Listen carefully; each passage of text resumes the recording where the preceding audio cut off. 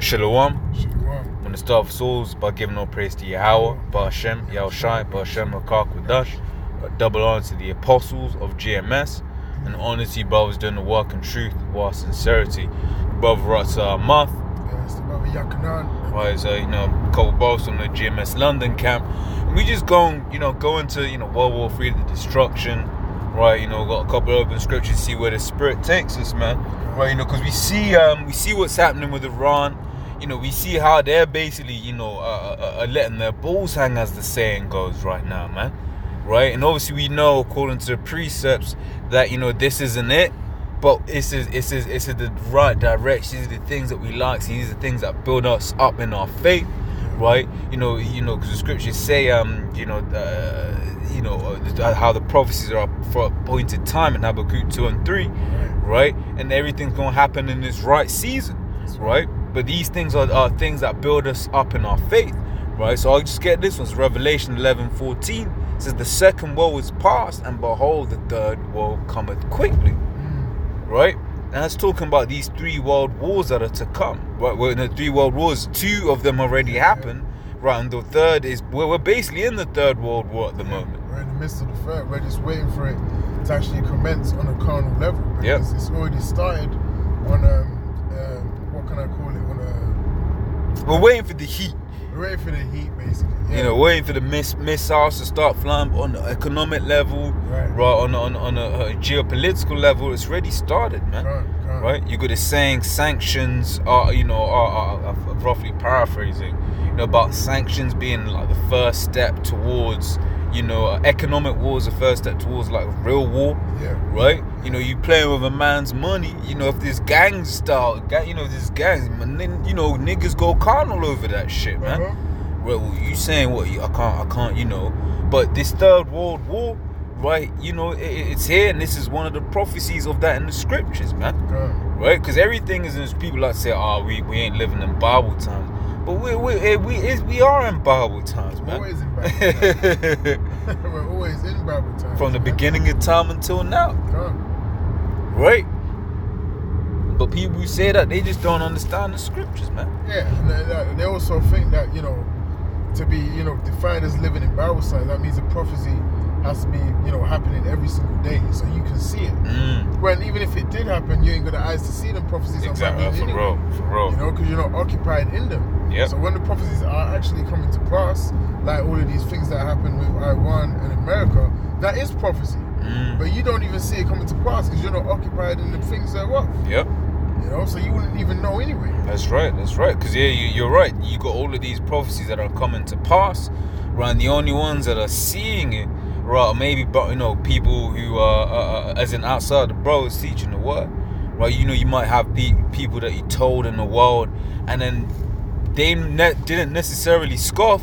They heard, but but then now they're seeing certain things happening. They're like, oh shit, so-and-so was speaking about this a while back ago. But that's the spirit. Not everyone's going to get it the first time round. Right? This is Joel 3:9. Proclaim ye this among the Gentiles. Prepare war. Wake up the mighty men. Let all the men of war draw near. Let them come up. Beat your plowshares into swords and your pruning hooks into spears. Right? Basically, divert money from agriculture into military, right? It says, because you ain't gonna need. Again, when we go into the book of Ecclesiastes, it talks of a time for everything, man. And now we're in a time of war. That's right. A time of hate and in a time of war. So those pruning hooks and that, you're not gonna need them right now, man. Right? They're gonna be useless for the time that we're currently in, because everything has an appointed time and appointed spirit to it, man, and appointed age to certain things, man.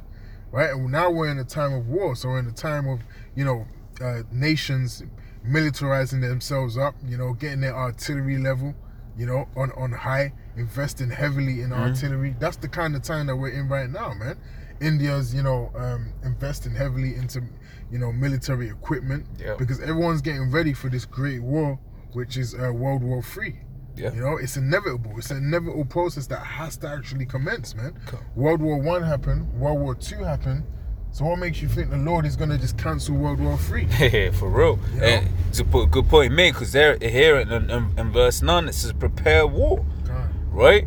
And then, like you said, you got Indians, you got Chinas. When you look at the history of these nations, these ain't nations known for their military prowess, right? Maybe you go back several generations prior, right? But in terms of the military hardware that you're talking about now, the America and the NATO, right, where they've got these aircraft carriers, you got fighter jets, you got missiles, you got this, you got that. Right, these nations weren't really known for these things, man. Right, when you're in England, you mention India, first thing everyone's gonna think about is curry, right? Not nuclear missiles, right? But what does it say? Let the weak say I am strong. These weak nations, right? Now they're coming up, like for instance, we was mentioning Iran. Iran's moving a bit ballsy right now. Right, basically taking a British oil tanker, saying, "Look, man, you violated our international waters, this, that, and the other." Right, that's a bold statement, right?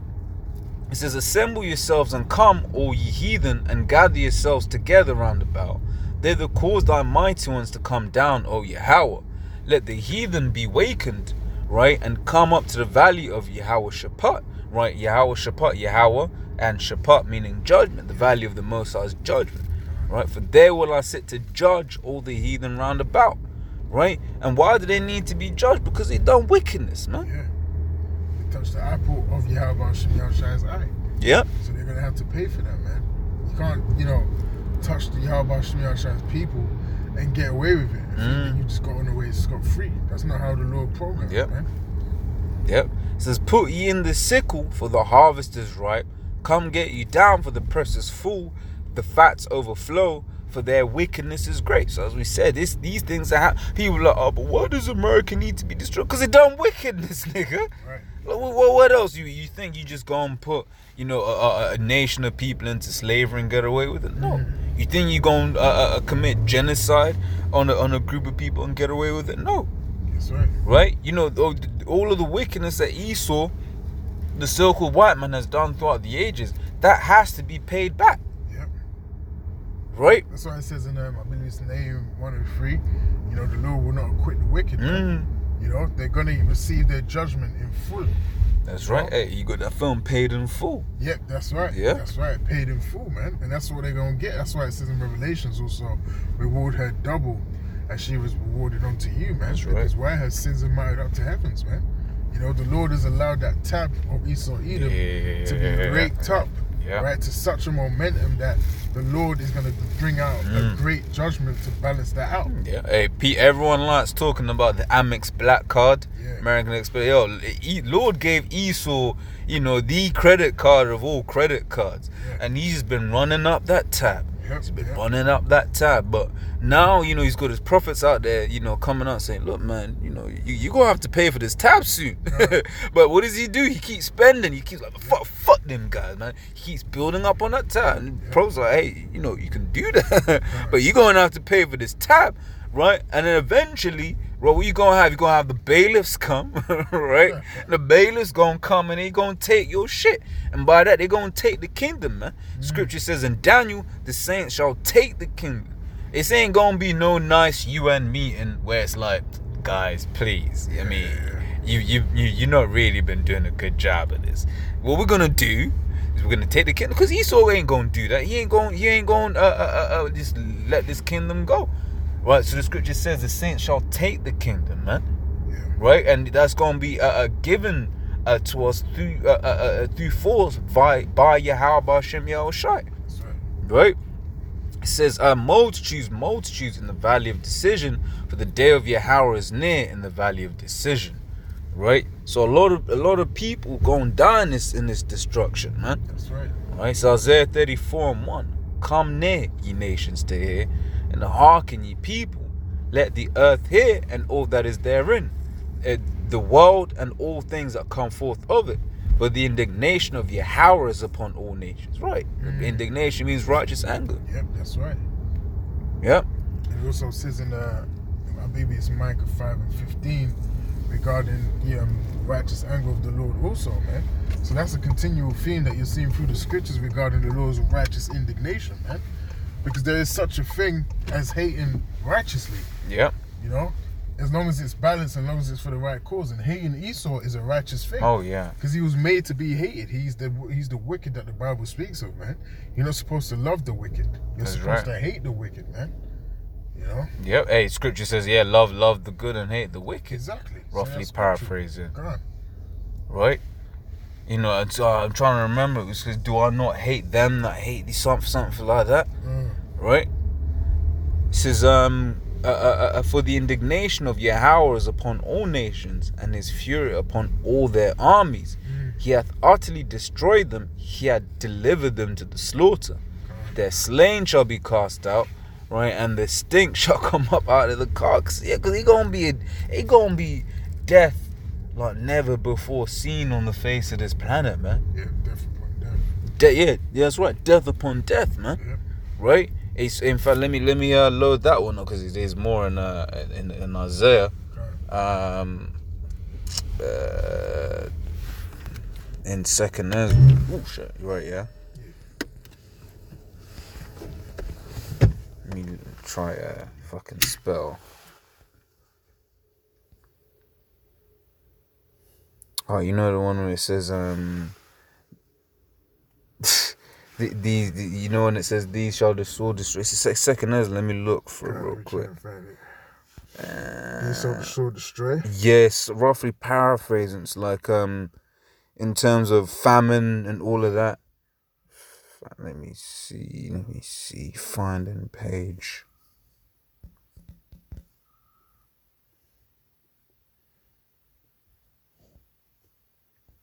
Let me just read from verse 18. Just the spirit is verse 17, in fact. This is the problem in the second as you read all of it. So I'll start from verse 13. For strong is his right hand, 2 Ezra 16:13. For strong is his right hand that bendeth the bow. His arrows that he shooteth are sharp, and shall not miss when they begin to be shot in the ends of the world. Right? It's talking about them ICBM nuclear missiles. Right? You know, because you can't shoot a bow and arrow, you know, from the ends of the earth. Right? This is you got to understand what when the prophets were seeing these things, they had to use the terminology that they had available to them. Right? And one of my favorite examples is the original word for giraffe, which is Camel leopardus. Right? When if you're Greek, you know that the word for giraffe is Camel leopardus. Why? Because when they first saw this animal, they were like, it looks like a camel and it looks like a leopard. So they literally called it camel leopard. You see what I'm saying? Because those were the terms that they had available to them, right? So what the prophets had available to them was like arrow, glittering swords, right? It says, behold, the plagues are sent. You read Zechariah 14:12. It speaks about the plague, right? Which is that ICBM, and shall not return again until they come upon the earth. The fire is kindled and shall not be put out till it consume the foundation of the earth. Like as an arrow which is shot of a mighty archer returneth not backward, right? Even so the plague that shall be sent upon the earth shall not return again, right? When them ICBMs be shot out, they ain't coming back. And the Lord's Spirit's gonna be in them, man. Right, so that they hit their targets, right? It says, woe is me, who will deliver me in those days? So Ezra, right, is you know, he's seeing his vision. He's like, damn. Like, yo, and this is a man of the Lord from back in the day in the ancient world. Right? And he's like, yo, like, who's gonna deliver me in those days? He's seeing the destruction. He's saying, yo, this destruction's bad. Right? Which links up with the scriptures. Daniel 12:1. Right? Daylight never before. Right? It says the beginning of sorrows and great mournings, the beginnings of famine and great death, the beginnings of wars, and the powers shall stand in fear, the beginnings of evils. What shall I do when these evils shall come? Behold, famine and plague, tribulation and anguish are sent for scourges for amendment. Right? Yeah, I can't find the one I wanted, but yeah, look, man, they gonna be. Oh, and I'll grab this. Verse 23, he says, and the dead shall be cast out as dung, and there shall be no man to comfort them, for the earth shall be wasted, and the city shall be cast. You know, I'm a dickhead, you know, verse 22. For many of them that dwell upon the earth shall perish of famine, and the others that escape the hunger shall the sword destroy. So it's gonna be a thing of you're jumping from one tribute, if you get me, or Amos. Yeah. Right. You know, you're gonna be jumping from one tribulation to another, right? You ain't gonna be able to escape this destruction, man. Right? If you ain't of the elect, the Lord might have you up until the time of the missiles, man. Yeah. Here it is, you survived the race war, man. You know, you survived the famine, right? You went through all kind of madness. Just go burn up. The nuclear missile, man. Right? You gotta really think, you know, the Lord, what'd you call it? Lord hates you, man. God. Right? You got. Yep. This is at Amos chapter 5 and verse 19. It says, as if a man did flee from a lion, and a bear met him, or went into the house and laid his hand on the wall, and a serpent bit him. All right? And it says, shall not the day of the Lord be darkness and not light, even very dark and no light and no brightness in it, man? All right? So again, going into the time that we're in, which is going to come very soon, where, you know, you're going to be going from one tribulation, major tribulation, and we're not talking about, you know, losing your job, losing a woman. I'm talking about, you know, life and death situations. You know, you're going to end up in one life and death situation and end up in another life and death situation, man. You know, it's going to be constant, you know, serious decision making that's going to be having to, you know, occur, man. You know, and if you of the 2/3, the Lord ain't going to be with you in that day. Everything is going to be set against you, right? That's the right. Spirit is not going to be working with you, man. The Spirit is going to be working with the men of the Lord and with the men that have been pushing this doctrine, the pure doctrine. That's who the Spirit and the guidance is going to lie with, man. That's why the Yahweh Shemashai said, my servant shall eat. All right? Because we ain't going to have the RFID check. We're going to be kept from the hour of temptation. All right? But somehow, you know, some way, we going to eat in that day. And we going to be preserved through the Spirit. That's right. Yeah, for real. And it's all about that faith. Right? It says in verse 23 again, and the dead shall be cast out as dung. Basically, they're going to be so much dead. It ain't going to be like dung. You might have shit on the ground. What do you do? You know, you just step over it, man. Yeah, avoid it, step over Yeah. it. You're like, that ain't my dog. I ain't picking that shit up. You just step over it. You keep it moving, man. It says, and there shall be no man to comfort them, for the earth shall be wasted, and the cities shall be cast down. Right? God. I'll go back to Isaiah 34. It says, that, and 3 says, their slain shall also be cast out, their stink shall come up out of their carcasses, and the mountains shall be melted with their blood, and all the hosts of heaven shall be dissolved, and the heavens shall be rolled together as a scroll. Right? Yeah, when it mentions the scroll, that's talking about those what do you call it, mushroom clouds that you get, you know, after the detonation of a intercontinental ballistic missile, man. Yeah. Right? When they detonate, that's what you see, a mushroom cloud. And that's what the scripture is talking about when it says a scroll. You know, it's like a scroll in the sky. It's the same kind of shape, man. Which shows you that the Bible is in many dark sayings, man. That's right. Not everything is going to be plain for you to just read it and understand what it's talking about straight away. That's why I think it was the Ethiopian eunuch. You know, how can I, you know, learn unless some man teach me, man? That's right. Right? There's some things that are oral and they have to be spoken and taught, man to man. Yep. You know, that's how some things have to be.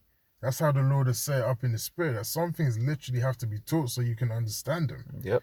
Right? That's why, you know, you see certain, you know, brothers come out and say, yeah, I knew about this before, you know, I knew about this and this and this. Well, really, no, you didn't, because when you so-called knew about it, you wasn't pushing it, man. Yeah. You know, you weren't pushing it. What was you actually doing, man? You didn't know it in its entirety. Exactly. So did you really know it? You didn't know it. You didn't know it. And you know, it's a spiritual thing. You know, I'll speak from myself. You know, I'm sure you must have experienced it. When you're hearing the apostle literally about to break down the scripture. And then as they're about to break it down, the Spirit will be like, that's what it means. And the apostle like, yeah, that's what it means. And just they're like, oh shit. Where like, for instance, it might be something very basic. where it's been there all along. Yeah. Like you just kind of read it and kind of skimmed over it because the Spirit didn't want it to come out at that time. And when the apostles are breaking it down, like for instance the one about the destruction is going to happen during the day, right? You of course the scripture says it shall be darkened, and then the apostles are breaking down, and just before the moment, Lord opens it up so that you can receive it, man, right? Because it's those things. It's all about the Lord deciding the growth. And really it's the Lord that makes you grow and understand these scriptures, right? This is verse 4. Back in verse 4 it says, and all the hosts of heaven shall be dissolved, and the heavens shall be rolled together as a scroll, and all their hosts shall fall down, as a leaf falleth off from the vine, and as a falling fig from the fig tree. For my sword shall be bathed in heaven. Behold, it shall come down upon Idumea, and upon the people of my curse to judgment. The sword of Yahweh is filled with blood. It is made fat with fatness, and with the blood of lambs, and with goats, with the blood, and with the fat of the kidneys of rams. For Yahweh hath the sacrifice in Bozrah, and the great slaughter in the land of Idumea. Right? You're gonna have a lot of death coming up in these days, man. Okay. Let me get a quick one. Just came to mind. This is Isaiah chapter 66 and verse 15, I believe it is.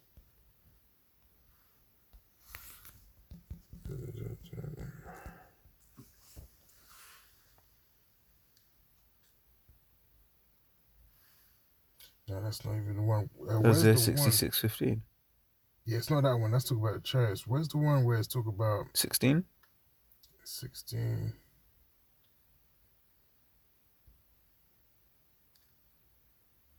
It might be 66. 66:15. 66, yeah. Con. No, that's not it. That's not what I'm looking for. What you are looking for? Basically the judgment of the 2/3. Zechariah 13. No, it's in Isaiah, but I'll keep looking for it. Okay, come. Well, Well, these is a bad precept anyway, so since it's here. So Isaiah 66:15, for behold, Yahweh will come with his fire, and with his chariots like a whirlwind, to render his anger with fury, and his rebuke with flames of fire, right?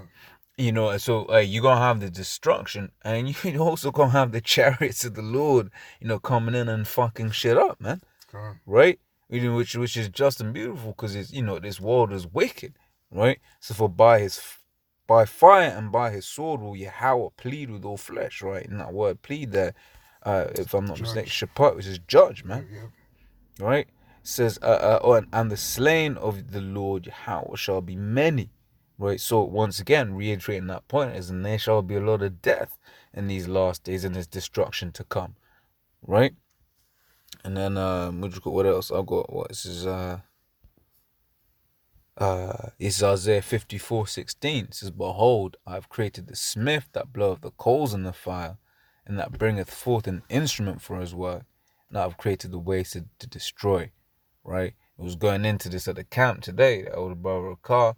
Right, but how ultimately, you might be like, oh no, but it's just, it's just these scientists that are making these ICBMs, right? But you got a lot of metal work, which is the smith is someone who works with metal. You got a lot of metal work that's happening to make these missiles, man. Yeah. Right? It's all about, okay, cool, well, it can't burn, the thing can't burn up when it's coming back into the earth. Yeah. Right? Or for instance, it needs to be light enough so that, it doesn't use too much fuel. So they're constantly refining, constantly basically metal working. Can't be too heavy, so it'll be light enough to travel at those high speeds. Yep. And the key point is not burn up. Yeah. For instance, that's why the space shuttle, right? That's why it had that black underline on it, because when things come back into the atmosphere, they get real hot, man. Yeah. And if it ain't coated properly, if it ain't protected, it gets burned up. It explodes. Yeah. Right? Yeah, so that's, that modern day Smith is that, that scientist, man. And this one's, talking about the scientist that, makes these ICBM nuclear missiles, man. These are really the creation of the Lord. The Lord gave the inspiration for it. That's right. That's right. I got scripture. Isaiah chapter 9 and verse 5. It says, "For every battle of the warrior is with confused noise and garments rolled in blood. But this shall be a burning and fuel of fire." All right? With burning and fuel of fire. Because basically it's comparing, the one way of fighting, one way of war, fought in the ancient days where you had men, it was very hands-on. They had the swords and they had the shields and the axes, and they were basically hands-on, like chopping heads off, chopping limbs off, and it was very bloody. But this war is not going to be like that kind of war, man.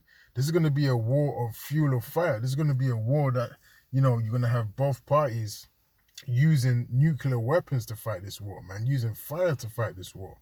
That's how it's going to be this time out, man. So that's how we know, when you read certain scriptures, we know that World War III is going to commence, man. All right? And even President Putin, he had made a statement. It was a few years back this came out. It was on the Business Insider. He said that basically if there was ever a World War IV, it would have to be fought with sticks and stones. Because World War III is going to be so damaging and so, catastrophic that, there's going to be nothing left to even fight with, man. Right? That's the kind of scale World War III is actually going to be on. Yep. So there's no World War IV after that, man. Yep. World War III is the last war that you're going to witness upon the face of the earth. The war to end all wars. That's it. After that, you got the kingdom of Israel, man. Correct. And it ain't going to be war in our kingdom. You read Isaiah the 2nd chapter, right, starting from the top, right? There ain't going to be no need for war. You got a nation of peace. Why you need war? Yeah. Right? And we going to be governing. You read Sirach 10 once again, either 4 or 8. Basically says, the earth is in the hand of the Lord, and in due time he'll set over it one that is profitable. Right? We ain't going to be coveting. If we find out, a nation's trying to steal another nation's land, we're going to have the spiritual power to strike fear into them so they don't try that shit again, man. Right. They're going to be fearful. They ain't even, they might try it, but they going to know, look, man, once Israel get wind of this, they going to stamp this rebellion down. They going to, if you ain't doing what the Israelites are saying to you, that's rebellion, man. Yeah. Right? Because while we're doing what we will be perfect, man. We ain't gonna be going off. We're gonna be following the law to a T. Right? Beautiful. You got anything else? Nah. Let me get one more. Let me get Malachi. Just go to this one. Right, this is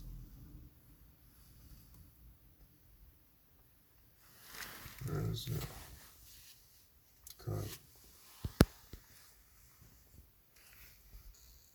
Right, this is Malachi chapter 4 and verse 1. "For behold, the day cometh that shall burn as an oven, and all the proud, yea." Oh man, all the proud, I mean. "And all that do wickedly shall be once again stubble." Proud and wickedly. So that's the majority of these people out here on the face of the planet Earth. That's right, that's coming. It says the day comes that shall burn as an oven. Now you always go into this, bro. It's like you got them old school, ancient ovens, man, that were very, very hot. Where you put the bread in and then it cooks it within a second. Oh yeah, the posters were bringing it out. Yeah. God. Posters bringing it out. That's proper hot, man. And they still use that in some countries to this day, man. That is a very hot oven, man. So that's why it likens it onto an oven. Right? It ain't talking about, your oven, you can get hot point. Yeah, whirlpool. Yeah. Takes an hour to cook the chicken. Yeah, Zanussi. Yeah, ain't talking about that, man. Right, this is talking about them old school, real hot ovens. Yeah, or AEG for, certain brothers are doing kind of good. Yeah, Becko. We ain't talking about that, man. "Yea, and all that do wickedly shall be stubble, And the day that cometh shall burn them up, said the Lord of hosts, that it shall leave them neither root nor branch, man. So this is going to be a great and terrible day that's coming, man. Right? And there ain't no way you can prepare for this day if the Lord ain't dealing with you, man. There ain't nothing you could do to try and avoid getting hurt or try and, hide in the mountain somewhere. You're going to get found out, man. And you're going to get put to judgment. Hey, Liam Neeson stuff. I'll find you and I'll kill you. God. It's crazy, man. Yeah, that's it on that one. Yeah, that's all I got. God. Yeah, So yeah, we're gonna close out. Yeah, This video we do, after camp, it's a very edifying day. For Wadi Yahaba Shim Yahshai for allowing us, that's right. To go to camp, because it's a blessing to do this work, man. Brothers is tired, we've been on our feet all day, but we still gotta, find time to, do more, man. Because we can always do more for Yahaba Shim Yahshai. No matter how tired you are, you still gotta fight to get in the spirit, and do as much as you can to make your calling and election sure. That's right. But with that, until next time, shalom. Hey, shalom.